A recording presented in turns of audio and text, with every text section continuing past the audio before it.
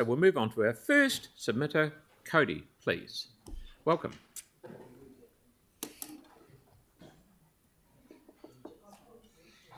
Thank you. Right.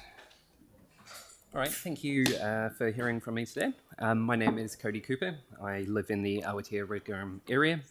Well, we have a neighbourhood group of about 300 residents. Just be speaking in my own right today. Just firstly on openness, proactive release of information, responsiveness to, information requests. I actually see a really big change with our new chief executive, and to her, I thank her. Actually, in particular, I want to give thanks to Jess for her work in the Office of the Mayor and Chief Executive for her work coordinating, fulfilling those requests. I know it's not an easy job. In particular, I know I also ask quite a lot, so I just want to say it's appreciated and thank you. On communication, more generally, I just think we really need to improve that.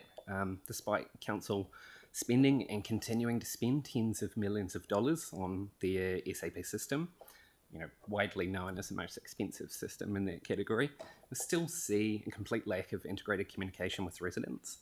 The only service requests I consistently see generating a response to residents is for bin replacements. And I question how often residents are actually asking for that. Council surely has a work order management system that can track these requests somewhere, but they're not shared with residents. Many tickets go into a black hole. I just ask, please do better in this space. I'd wager this is a large part of the reason why people perceive council's not open. If there's no funding or resourcing to do something, I'd say let's just call it out. Let's be open, honest, be proactive. Even a bad communication is better than hearing nothing. On value for money, and the LTP specifically, I'd like to see more trials. I'd like to see it more often. We oftentimes see multi-year consultations and planning. We draft up a design. By the time that it's funded, we have to change it again, which just delays things further. I understand some of that's driven by regulatory requirements, but that's not always the case. I asked our traffic engineer in Hallsville Hornby Rickenham board paint some yellow lines in the lead up to Amias James Road intersection. The intent, while that removed 3 or 4 car parks, it actually alleviated right-turning traffic blocking the entire intersection. Many of those vehicles actually park across a train crossing and actually created a dangerous situation for pedestrians as they were not visible. That worked, and presumably at a very low cost. I'd wager probably less than $300. If it didn't, we could simply just take the lines off and put the parking back. So I say let's do more of this, starting with the other end of MS Road, before we even begin to consider spending $1.5 million on traffic lights. Put the yellow lines in. Close Awatere Road to right turns at the same time. If you still decide to put the lights in because of funding, put them on MS Road. Same goes for our major cycle routes. My neighbourhood, despite being suburban, is exclusively townhouses. Despite every house having about 2 or 3 cars going past when people's garage doors are open, you see just about everyone has a bike. Let's invest into cycling connections. Let's do it faster, let's do it more affordably. Are there opportunities where we can just install flexi bollards? Dare I say it, like Park Terrace? Rapidly, cost effectively. Avoiding the immediate need in the short term to cut down trees, like we've seen with the Norwest Arc. Silver birches can go. Wrapping up the roads, which disrupts everyone. Travellers, people who walk and bike as well.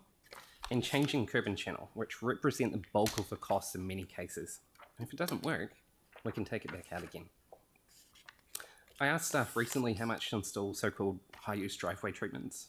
Let's be clear, that's just some green paint with a stencil for a cycling icon outside the MPD fuel station along the Hallsville Junction Road ship path.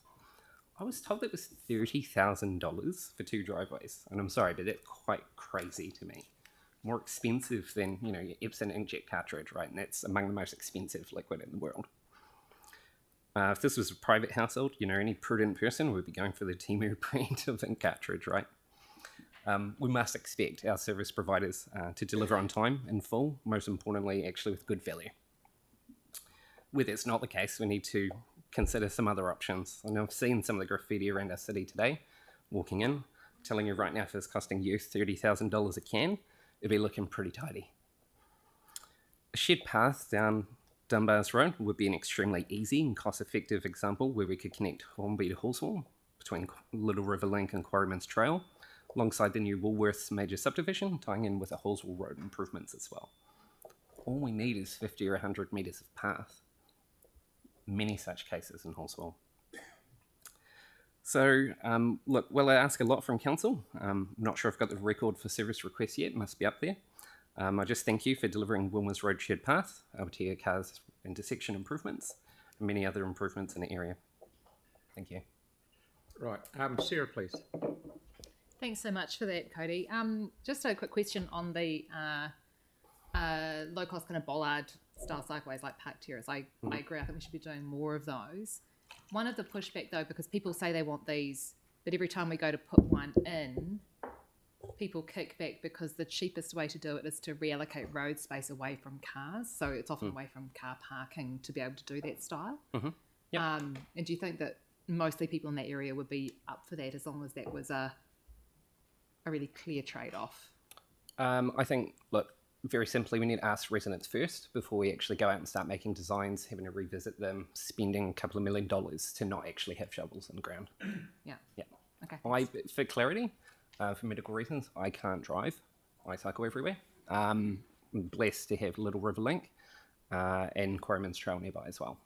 But look, we can't keep spending millions of dollars for things that won't get funded. Tyrone. It's not actually a question, it's just that Cody made an incredibly good point about the work order management system. I would love for us to have like a separate session on that actually, because there's a lot of feedback that I think councillors could give in there. That's all. Fair comment. Jan? Thank you. Thank you. Just in your written submission, you talk about the Ombudsman issuing a conclusion that council was wrong to suppress information about water supply. I was just wondering, do you know, what was that specifically about? It was a drinking water safety plan. Right. Yeah, and it's been shut down. So you asked for a copy of the drinking water safety plan, and the council refused to give it? In full. Right. Yeah. And the Ombudsman said we should release it. Said that was wrong. Yeah. Thank you. Has it been released now? It has been released in full. Yes. Okay. Thank you. Yep. Yep. And Okay. thank you for that. Are Thank we going you to for get your- briefed on that as councillors? Or? We will? You got it a while ago, didn't you? It's not just... I did. Yeah, It's not yeah. recent. Yeah. And again, I thank that team now for the proactiveness in sharing information. It's very much appreciated. Thank you, Cody. Thank you for your time. Thank you. Anne, please.